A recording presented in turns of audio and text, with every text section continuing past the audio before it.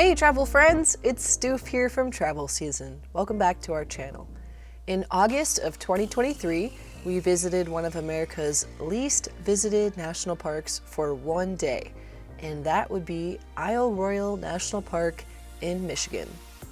After arriving, we realized that most visitors spend much more than one day at this park, and we're going to give you more information on that coming up, in addition to talking about our itinerary, transportation to the park, safety tips for visiting Isle Royale, and ideas to do some things that we missed out on our one-day trip to Isle Royale National Park. While you're here, make sure you hit that subscribe button so you don't miss any more fun travel adventures like this one. Isle Royale National Park is an archipelago located in the northwest region of Lake Superior. It's part of Michigan, technically. For our one-day trip to Isle Royale, we visited the northeast section of the national park, which is the Rock Harbor area. Here's a quick look at our itinerary. We're going to talk more about that later. Entering the national park is only $7 per person per day. If you are planning on spending more time in the park, they recommend getting the $60 annual pass. There are a few ways to get to this national park because it's an island. You can't drive there. Your options are to take a ferry, a seaplane, a private plane, or a private boat. We decided to take the seaplane. It's about a 40 to 50 minute flight from the town of Hancock on the mainland of the Upper Peninsula in Michigan. The ferry is a much longer ride. It could be up to a 4-hour one-way ride, depending on what port you leave from. The cost for the ferry is about $160 round trip. The cost for the seaplane is about $360 round trip per person. I have more information on the ferries, the seaplanes, and transportation to the park in the links under this video. This was our second time taking a seaplane to a national park. The first time was visiting Dry Tortugas National Park. So we were familiar with the seaplane process. You arrive about an hour ahead of time. You have to be thinking about what is in your pack, as there are restrictions for things you can take on board a seaplane and different weight limits. We landed at the seaplane docks near Rock Harbor on Isle Royale. A little bit more about Isle Royale National Park. There are two main docking areas. There is the Rock Harbor area in the northeast section of the park where we visited, and there is Wendigo, which is the southwest region of the park.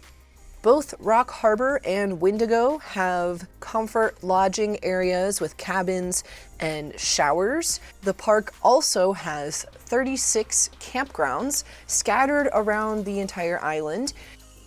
It seems like most visitors that come to this national park enter through one of those two docking areas, either Rock Harbor or Wendigo, and then they backpack around the island, staying at various campsites while they spend their time there. Because we just visited for one day, we did not backpack or stay at any of the campgrounds. However, reading more about the campgrounds on the National Park Service website, it looks like each campground has tent site areas, so you bring your own backpacking tent.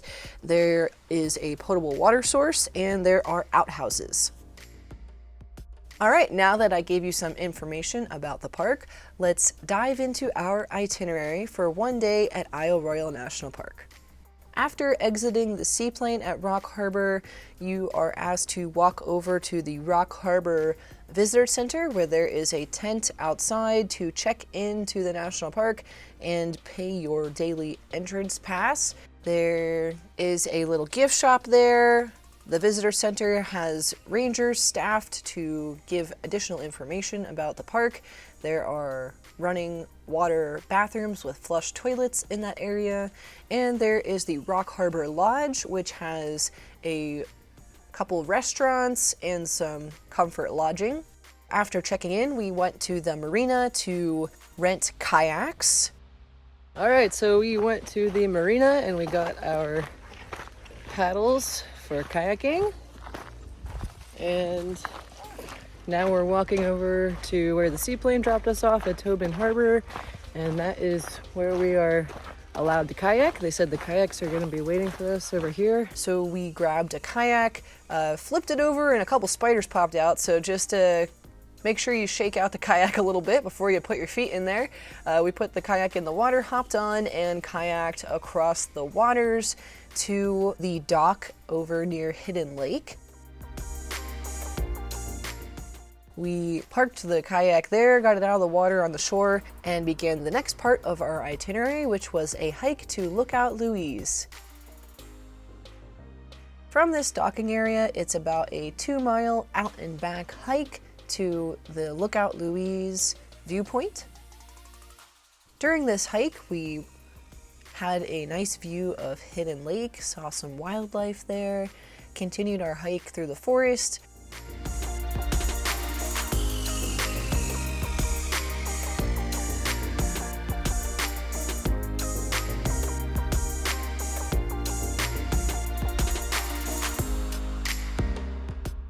We saw moose tracks, but we did not see any of the moose.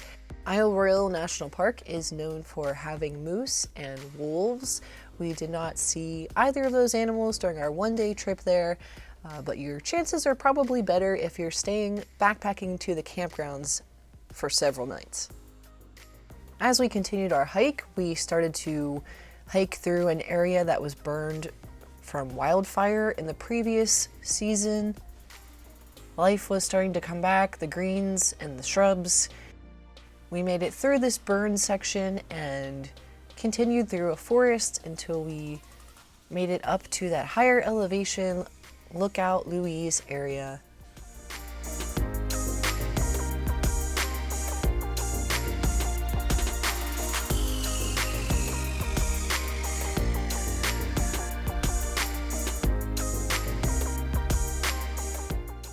After making it to that viewpoint, we turned around, hiked back down to our kayak, hopped in the kayak, and went back across the water to the dock.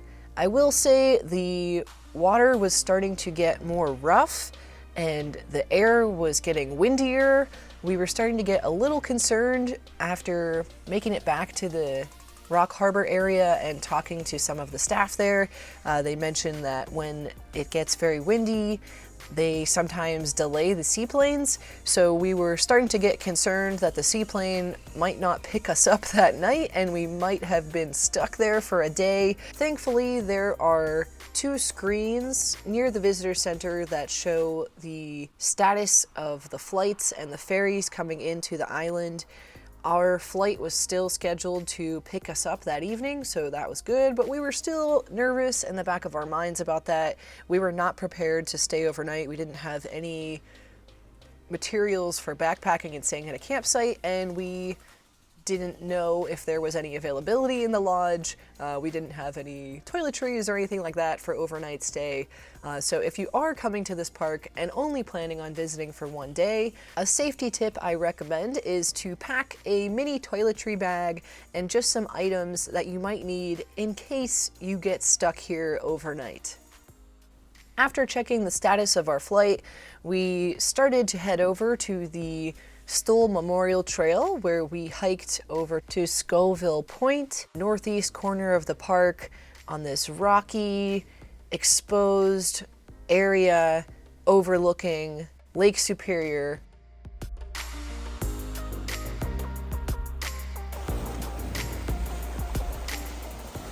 The hike to Scoville Point via the Stoll Trail is just under 5 miles with under 200 feet elevation gain.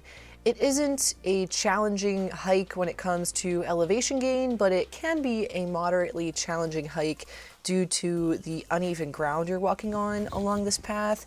The trail starts out relatively flat and simple on a wide, open gravel path, but as you start to get farther on the trail, you start hiking more over roots and uneven rocks, so keep that in mind if you are planning to do that hike. The views on this hike were my favorite of the day. You had beautiful views looking out across Lake Superior. The water is such an immense deep blue color. In addition to views of Lake Superior, you have some beautiful views just looking out into the forest.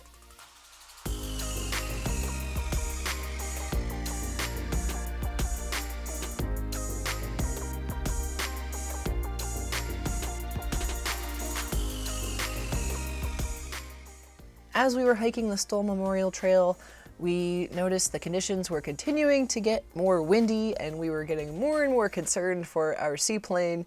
We did this hike pretty quickly just so we could make it back to the Rock Harbor Marina area and check the status of the seaplane once more. After seeing that the seaplane was still scheduled to arrive on time, we had about an hour of time left before that plane was going to arrive, so we headed over to the Rock Harbor Lodge where we grabbed some food and a bottle of wine and just relaxed at the outdoor seating area there until it was time to head back over to the seaplane dock. The seaplane arrived on schedule and we were the only 2 people scheduled to go back that night, so that was pretty amazing. We got the seaplane ride to ourselves. We took in the beautiful views of Isle Royale from the sky as we were departing the island area.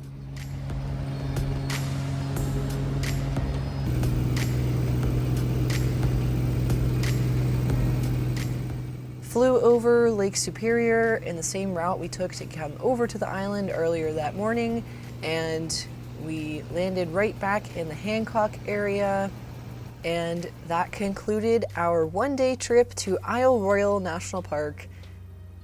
If you are planning a trip to Isle Royale National Park, I recommend spending more than one day there. There was a lot more to see that we missed out on. The main reason we visited this park for one day is that we were visiting the Upper Peninsula of Michigan with our travel trailer, and we had the travel trailer at a campground in Hancock. So if you do come to visit this national park, I recommend spending more than one day here. Whether you stay at the Comfort Lodging at one of those 2 dock areas, or you backpack overnight and stay at one of the primitive campgrounds, it's going to be an awesome way to see more of the park. In one day, you really can only see a small area unless you have your own private boat, and then you can go around to different spots of the park. But we were really confined to the Rock Harbor area of the park. Some safety tips for visiting the park are to make sure you're prepared for a lengthier stay than what you have scheduled. I would also recommend bringing lots of water with you so you have water to drink while you're hiking around and taking in the sights. Make sure you're prepared for different types of weather. The weather may be forecasted to be warm and sunny that day, but the wind can come in very quickly, bringing in a storm. The temperature changes pretty rapidly out there, so make sure you're prepared for changing weather conditions as well. And as always, be courteous to the environment and make sure you pack out whatever you pack in. Please don't leave trash or anything out when you're hiking in the park. I'd like to briefly mention some other things you can do at Isle Royale National Park that we missed out on because we only visited for one day and only saw a small area of the Rock Harbor region of the national park. Another popular day hike in the Rock Harbor area is the hike to Susie's Cave. It takes you to a wave-washed cliff with an inland sea arch. It's about 4 miles round trip to do that hike from the Rock Harbor area. In the southwest region of the park at Wendigo, there are 2 popular day hikes, the hike to Minong Ridge Overlook and the hike to Grace Creek Overlook. I also mentioned earlier in this video that backpacking is a popular activity in this national park. That's where you have your camping gear all packed up in your backpack and you hike around during the day and stay overnight at one of the many campgrounds in the park. Another popular activity in Isle Royale National Park is to take a guided tour. MV Sandy Tours operates from Rock Harbor and can take you in a smaller vessel around the Rock Harbor area. They can take you to Hidden Lake Lookout Louise, so instead of kayaking over there, you could take this guided boat tour. They also have a boat tour to Passage Island, the Edison Fishery, with the Rock Harbor Lighthouse. That would be a fun one to do. Or you could take the MV Sandy boat tour to Raspberry Island, which could also become a sunset cruise. I have a link for these MV Sandy boat tours in the description under this video. Alright guys, that wraps up my video on our one-day trip to Isle Royale National Park. I hope you enjoyed this video and found it informative. If you have any other questions about this national park, I will try my best to help you out. You can leave a comment below, and I'm looking forward to sharing more national park adventures with you guys soon. Have a wonderful day and happy travels!